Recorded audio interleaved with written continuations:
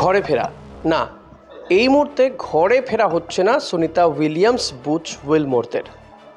তারা আপাতত থাকবেন স্পেস স্টেশনে, কিন্তু সেখান থেকে তাদেরকে কি করতে হবে? তাদেরকে ধীরে ধীরে পৃথিবীর সঙ্গে খাপ খাইয়ে নিতে হবে, লড়াই করতে হবে, আবারও নতুন একটা লড়াই। আর এই নিয়ে দেখুন কলকাতা টিভি ডিজিটালের স্পেশাল রিপোর্ট। ঘরে ফিরলেন সুনিতা উইলিয়ামস এবং বুচ উইলমোর। ভারতীয় সময় 19শে মার্চ ভোর 3:27 নাগাদ ফ্লোরিডার সমুদ্রে নামে মহাকাশযানে ক্যাপসুল। একেবারে নিখুঁত অবতরণ, রুদ্ধশ্বাস এই সময়ের সাক্ষী থাকে বিশ্ববাসী। শুধু সুনিতা বা বুচ নয়, ইলন মাস্কের স্পেস এক্সের মহাকাশযান ড্রাগনের সওয়ার হয়ে পৃথিবীতে ফেরেন নাসার নভোচর নিক হেগ ও রুশ মহাকাশচারী আলেকজান্ডার গোরভনভ। সমুদ্রে অবতরণের পরও ছিল টান টান উত্তেজনা ও দমবন্ধ করা অপেক্ষা। চিন্তায় ছিল বিশ্ববাসী।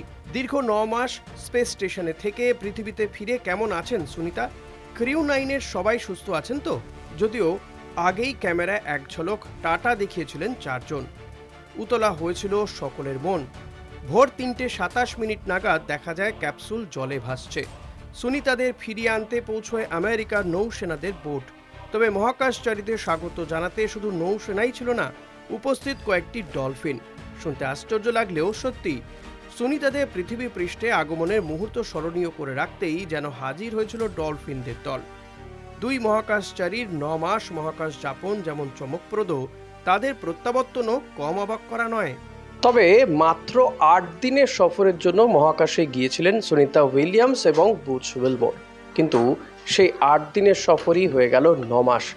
যান্ত্রিক ত্রুটির জন্য বারবার তাদের ফিরে আসার পিছিয়ে গিয়েছে তারিখ। অবশেষে তারা ফিরলেন, কিন্তু ঘরে ফিরেও ঘরে ফেরা হচ্ছে না। এই মুহূর্তে তারা থাকবেন বিশেষজ্ঞদের নজরদারিতে। আপাতত বছর 59-এর সুনিতা ও বছর 62-এর উইলমোরকে হিউস্টনে জনসন স্পেস সেন্টারে নিয়ে যাওয়া হচ্ছে। সেখানে ক্রু কোয়ার্টারে রাখা হবে তাদের।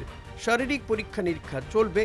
বিশেষজ্ঞরা বলছেন সুনিতাদের কথা বলার ধরনে পরিবর্তন আসতে পারে, তাই মেন্টাল সাপোর্টে জোর দেওয়া হবে। নিয়মিত ফিজিওথেরাপি হবে, যাতে মাসল ও হাড় স্বাভাবিক অবস্থায় দ্রুত ফিরতে পারে। 45 দিন ধরে রিহ্যাব চলবে 2 মহাকাশচারীর। অর্থাৎ তাহলে কি দাঁড়ালো?